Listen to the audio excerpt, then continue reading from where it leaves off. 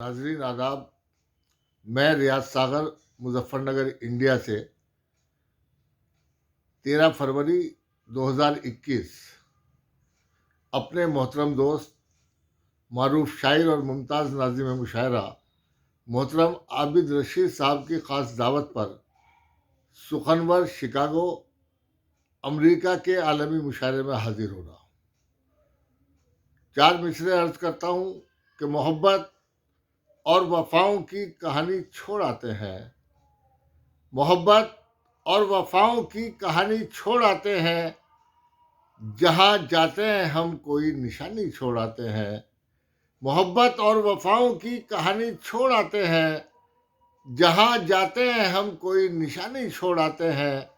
और हमें कुदरत ने बख्शी है कुछ ऐसी शान खुददारी, जरा सी बात पर हम राजधानी छोड़ आते हैं।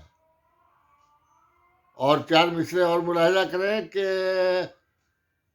हर कदम पर जंग जीती वक्त के तूफान से, हर कदम पर जंग जीती वक्त के तूफान से। हम मगर महफूज हैं कमजर्फ के एहसान से। और प्यास की शिद्दत में भी दरियाओं की मिन्नत न की, प्यास की शिद्दत में भी दरियाओं की मिन्नत न की। हमने ठोकर से निकाला पानी रेगिस्तान से, हमने ठोकर से निकाला पानी रेगिस्तान से।